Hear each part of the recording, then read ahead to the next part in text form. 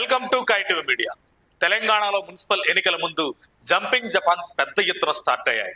ఈ క్రమంలోనే ఇప్పటికీ తెలంగాణ కాంగ్రెస్ లో అధికంగా చేరికలు జరుగుతుండగా ఇప్పుడు ప్రతిపక్ష బీఆర్ఎస్ లోకి బీజేపీ నేత ఆరూరి రమేష్ చేరబోతున్నట్లు ప్రచారం ఊపందుకోవడంతో ఉమ్మడి వరంగల్ జిల్లాలో రాజకీయ సమీకరణాలు ఒక్కసారిగా మారాయి.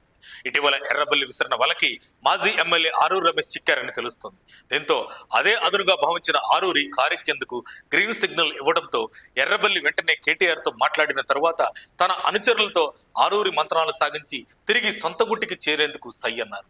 ఈ క్రమంలోనే ఆరూరి రమేష్ ఈ నెల 26న బీజేపీకి రాజీనామా చేస్తూ లేఖను విడుదల చేశారు. అయితే స్టేషన్ గన్పూర్ ఎమ్మెల్యే కడియంని టార్గెట్ చేయడంలో భాగంగానే బీఆర్ఎస్ లోకి ఆరూరి ఎంట్రీ ఉండబోతున్నట్లు రాజకీయ పండితులు అభిప్రాయపడుతున్నారు. కడియం శ్రీహరి గత ఎన్నికల్లో బీఆర్ఎస్ లో గెలిచి కాంగ్రెస్ లో చేరిన సంగతి తెలిసింది.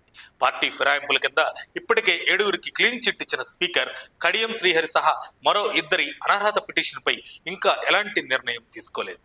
బీఆర్ఎస్ మాత్రం కడియం శ్రీహరిపై అనర్హత వేటు పడుతుందని, దీంతో నియోజకవర్గంలో ఉప ఎన్నికలు రావడం ఖాయమని భావించి ఇప్పటి నుంచే కార్యాచరణ సిద్ధం చేస్తున్నారు. ఈ మేరకు కడియం శ్రీహరిని రాజకీయంగా దెబ్బతీసేందుకు సాధ్యమైనంత మేరకు అన్ని మార్గాల్లో ప్రయత్నాలు చేస్తున్నారు.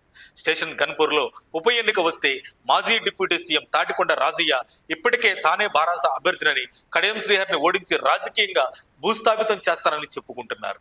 ఇప్పుడు ఆరూరి రమేష్ ను బీఆర్ఎస్ లకు చేర్చుకోవడం కూడా కడియంని ఓడించేందుకే అనే చర్చ పొలిటికల్ సర్కిల్స్ లో విస్తృతంగా సాగుతుంది. కడియం శ్రీహరికి ఆరూరి రమేష్ శిష్యుడు.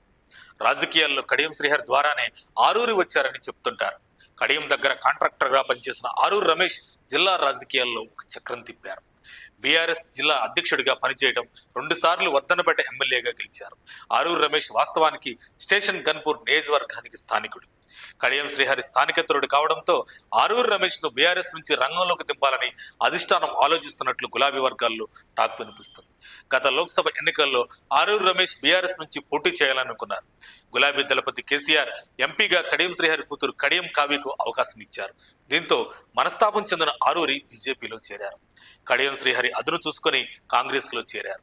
దీంతో కాంగ్రెస్ కడియం కావ్యను ఎంపీ అభ్యర్థిగా ఎంపిక చేసింది. ఇప్పుడు రాజకీయ చాణికుడిగా పేరున్న కడియంను స్టేషన్ గన్పూర్ లో ఓడించాలంటే ఆరూరి రమేష్ ధీటైన అభ్యర్థిగా బీఆర్ఎస్ నేతలు భావిస్తున్నారు. అంగబలం, అర్ధబలం, కులబలం పైగా స్థానికుడు అయిన ఆరూరి రమేష్ ను రంగంలోకి దిగితే కడియం ఓడిపోవటం ఖాయమనే ప్రచారం జరుగుతుంది. ఆరూరి రమేష్ రంగంలోకి దిగితే స్టేషన్ గన్పూర్ లో పోటీ రసవత్తరంగా సాగుతుందని బీఆర్ఎస్ వర్గాలు అంటున్నాయి. దీంతో ఆరూరి బీఆర్ఎస్ లో చేరికతో తాటికొండ రాజయ్య పరిస్థితి ఏంటనేది $1 మిలియన్ ప్రశ్నగా మారింది. సాధారణ ఎన్నికల్లోనే రాజయ్యకు మొండి చేయి చూపిన అధిష్టానం ఇంతకాలం పార్టీ కోసం పనిచేసి ఉప ఎన్నికలు వస్తే పోటీ చేద్దాం అనుకుంటే ఇప్పుడు ఆరూరి రూపంలో మరోసారి రాజయ్యకు షాక్ తప్పేటట్టు లేదు. సో ఏదేమైనా రాజయ్యకు బీఆర్ఎస్ అధిష్టానం హ్యాండ్ ఇస్తే ఆయన కడియంకు మద్దతుగా అధికార ఆస్తంగుటికి చేరనున్నట్లు వార్తలు కూడైకొస్తున్నాయి.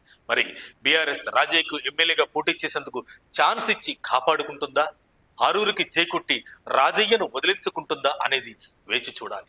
తాజాగా జరుగుతున్న ఈ ప్రచారంలో వాస్తవం ఎంతో అబద్ధం ఎంతో తేలాల్సి ఉంది. మరిన్ని అప్డేట్స్ కోసం మా కాయ్ టీవీని సబ్స్క్రైబ్ చేసుకోండి.